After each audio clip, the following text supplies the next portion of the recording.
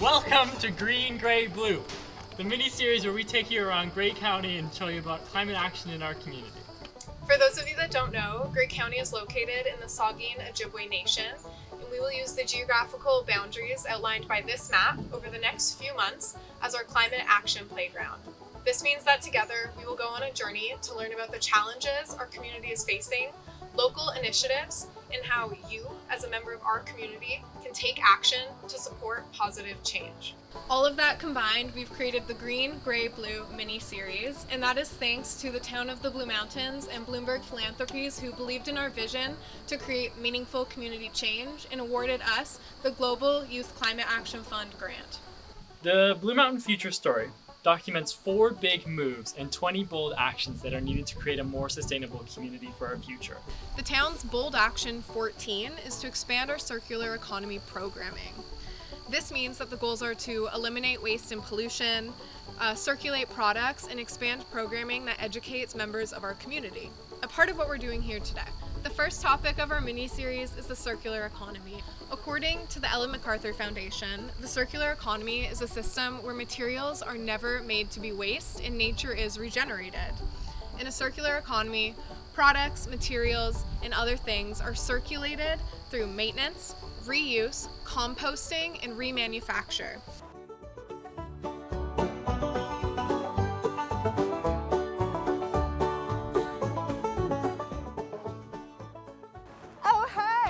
Whoa! We are outside the town of the Blue Mountains Town Hall because we are about to talk to MJ from MJ Waste Solutions. And what did she do? So she did a bunch of research learning from community members and organizations to understand how the town can embed a circular model. Love it. We're about to go learn, so gotta go. Sure. So I'm Mary Jean O'Donnell, and I'm president of MJ Waste Solutions Incorporated. We were hired by the town of Blue Mountains to conduct a study that examined and documented existing circular economy initiatives in the town and across Canada. Could you touch on some of the biggest challenges that you learned with resort communities across Canada, being Banff and Blue Mountain and other areas, when it comes to circularity and achieving a circular economy?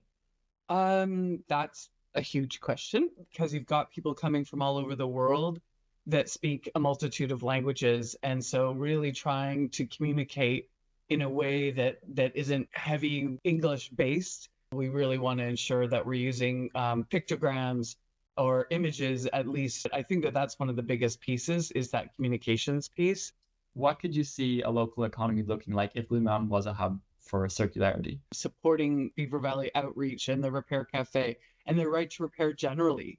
And obviously with all the agriculture around, there's lots of composting going on. Several of the food service providers have switched to compostable single-use containers, and a couple are also using the a friendlier program. So that's a reusable dish program. And we were really disappointed to see that the vast majority of the food services businesses were against the idea of going to the reusable dish program. And to us, we thought it was a no-brainer because it allows folks, they're financially motivated because they paid a deposit. And the idea behind it is that you should be able to deposit the container anywhere in the town, which is why it needs to be a wider community initiative. Yeah. So all of those initiatives combined, really, the final outcome is that circular economy. And I do think that the town of Blue Mountains is uniquely positioned to support all of Southern Georgian Bay, I would think. What a great chat with MJ. It's nice to see that the town is taking actions on the Future Story plan. Time for us to go see examples of the circular economy within our own community. Number 1 is the Beaver Valley Outreach Treasure Shop, which is right over there. Today we're at the BVO, where they make good things happen in the community, and we're here to learn about how their impacts on circularity go way beyond just the treasure shop. My name is Tara Gasho Holmes, and I am the treasure shop manager here at Beaver Valley Outreach Treasure Shop. And can you explain what the treasure shop is? We provide services and programs that enhance the economical, the environmental, and the social well-being of the community. And all the money that we raise in the store goes to fund our programs and services.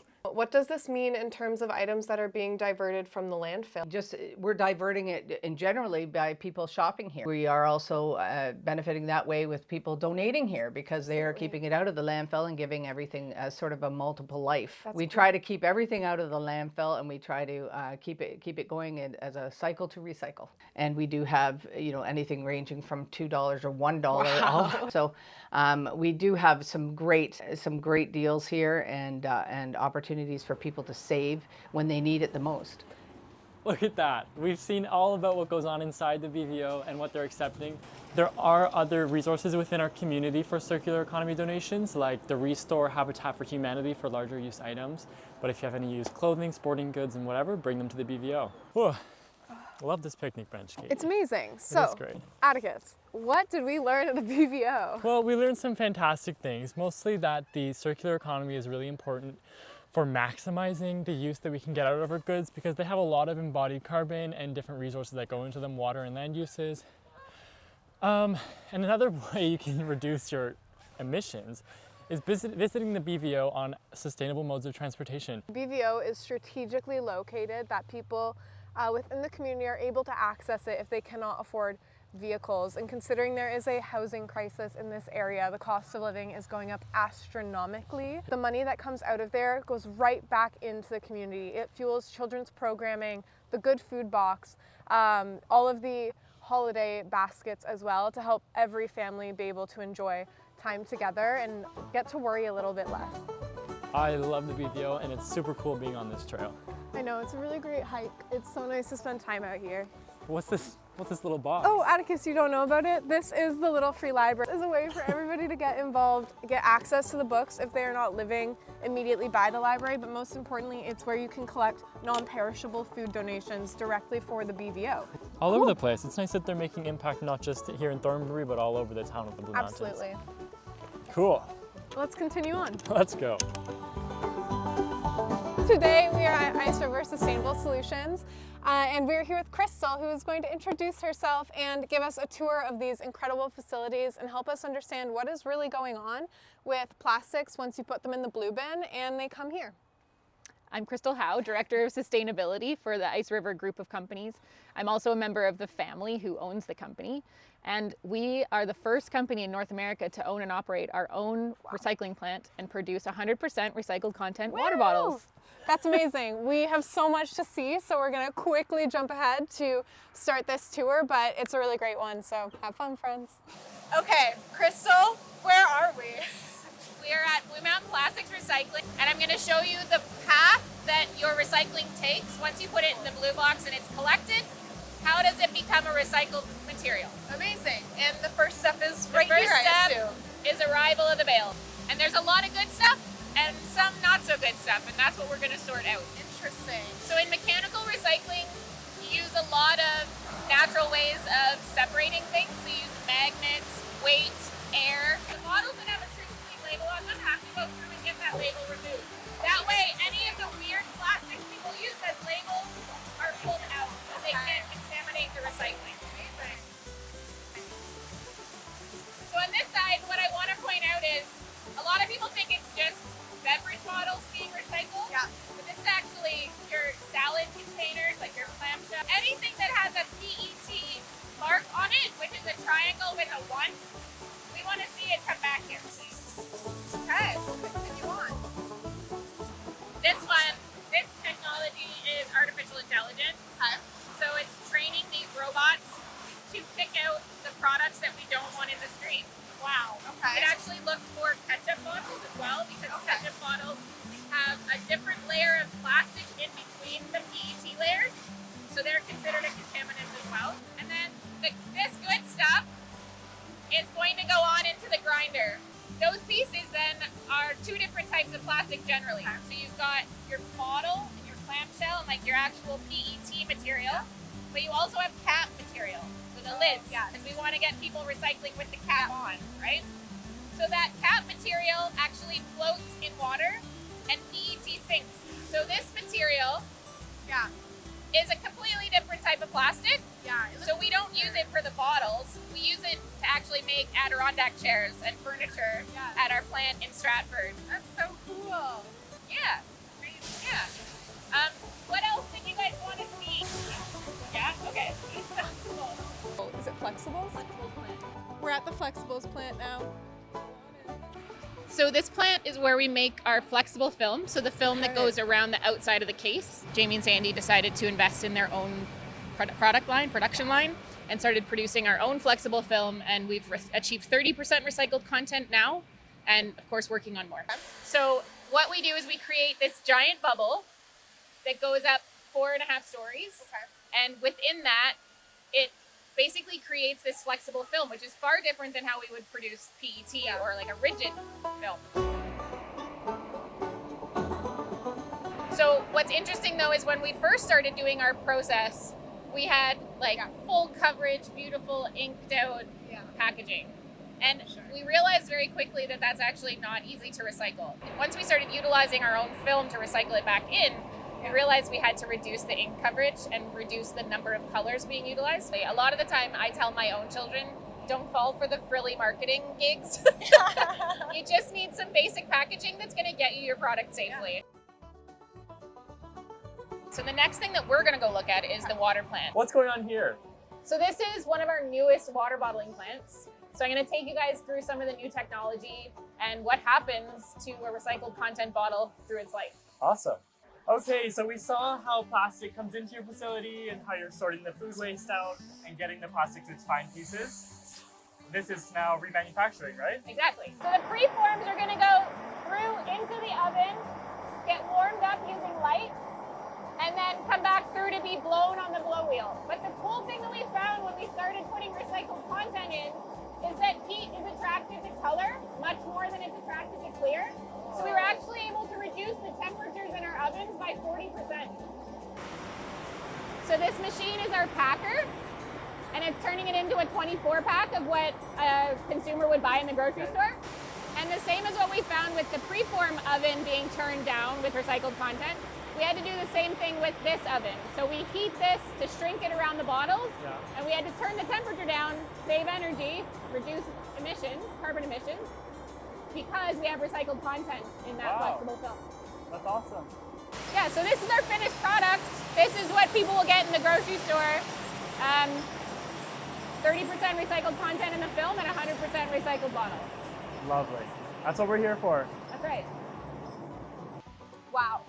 We have seen a lot. A lot more than I was expecting to see, and this I is know. like the pinnacle of the circular economy in our neighborhood. It actually really shows that sustainable innovation is happening in our area, and I'm just so glad that we were able to showcase it today, and hopefully everybody else will be as amazed as we are, but yeah, it was incredible. So in this facility at BMP Recycling, we managed to recycle about 60 million pounds of plastic per year. Impressive. But what is PET? Is that the right word, or what's going on here? That is an acronym. Okay. Yeah. So what's it mean? It's PET stands for polyethylene terephthalate.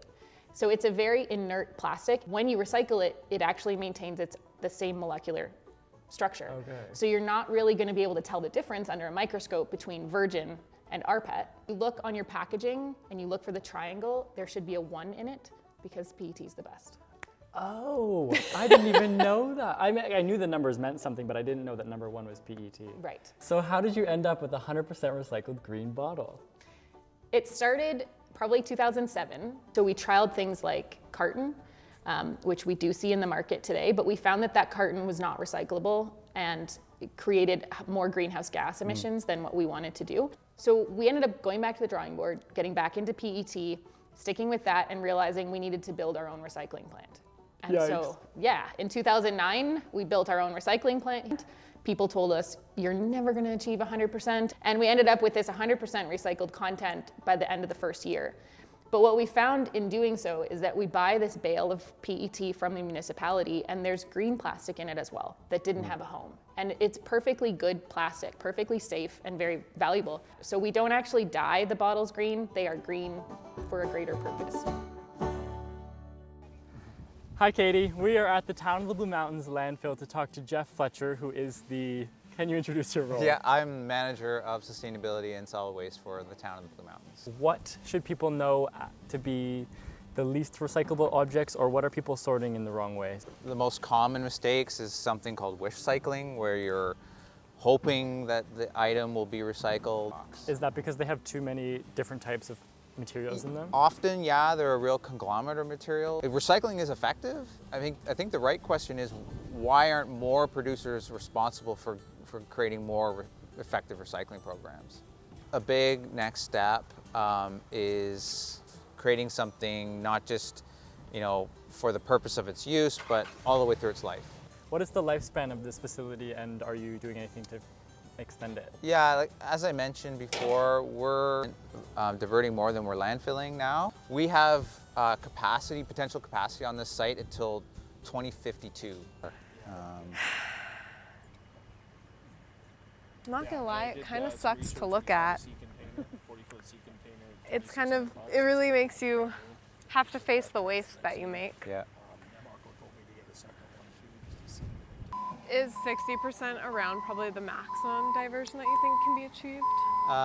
Without doing something drastically different, Yeah. and we do have a site plan that would change how we accept and receive material at the front that would help increase that diversion. But Okay. until we do that, it's really hard to get beyond that 55, Yeah. 60%. Okay, let's see the final things. I have this paint and I'm not sure what to do with it. Your paints come here. We collect it all.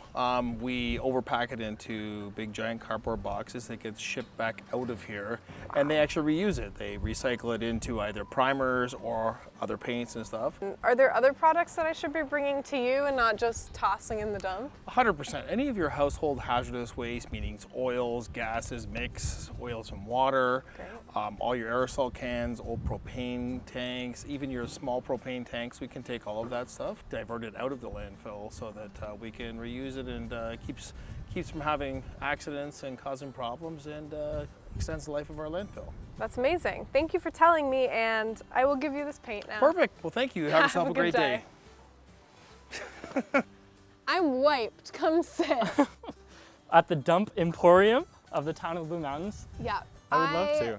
Would say that we have learned a ton about waste management in the town of Blue Mountains specifically today, but the last place that we are sitting right now is the Dump Emporium. It is a program where they're taking out usable, not waste-worthy items. This is all things people have tried to throw out. Compost Somebody bin. tried to throw in the garbage a compost bin. Anyways. Are you serious? Don't piss me off. We didn't actually mention the ski swap, which happens every Thanksgiving weekend. And apparently, some people have the audacity to bring skis to the dump. These are skis which have been thrown out, and some of them are in really good condition. James, your name's right here. Now, I don't know, I'm not a ski expert, there might be a crack in it and they thought to throw it out for safety reasons, but so many of these could be used, especially if you want to get into skiing this year and you want some affordable equipment. You can come on down to the landfill. I would have never thought to check here. Okay, my last question for you, Jeff, is what can any individual in the community do to better sort their waste and meet the climate goals of the future? The most effective and easiest things, use the programs we already have. And also, using that hierarchy, that typical hierarchy of reducing the amount that you're using, finding ways to reuse the things that you have, and then if no avail, then recycling. Really important thing that we want everybody to understand is please recycle your beverage containers with the cap on, because those caps are small, and if they're not attached to the bottle when they're recycled, they can get lost. Things that are PET plastic or even number 2 HDPE plastic, that is a big help. And trust your system. Put it in the blue box and trust that it's going to end up in the right place. Right. I have sort of 5 points. Well, 4, I guess. 3. Compost, reduce, reuse, recycle, donate, repair. And I think that those are the biggest actions that individuals can take, is to be a bit more political and compost your food scraps. It's easy peasy, really. And ride your bike. Ride your bike and compost. It works. I would say that maybe, just making the conscious effort to maybe not go new, maybe go used instead. Yeah. It just stops the end result of not having a place to put that item that you're purchasing. It is very possible to have a circular economy here. It's just going to take buy-in from organizations and individuals from within the community. I think a huge takeaway was things that are as simple as actually composting and putting the energy that you have into properly recycling is going to go a really long way. Huge. And you can visit the local examples of circular economy by going to the Beaver Valley Outreach. And the Thornbury Library of Things is super cool. One of the big parts of our grant is that we will be donating all of the audio video equipment that we have. So if you want to recreate a video series like this yourself, you can. If as a community we can share more, we're actually going to be able to use a lot more and have access to more things. And most of all, it's going to help us develop a sense of stronger community here in the Saugeen Obijway Nation, the town of the Blue Mountains, Grey County, all the area. Love it. Okay, we're going for coffee. Yep. Did we miss anything? I don't think so.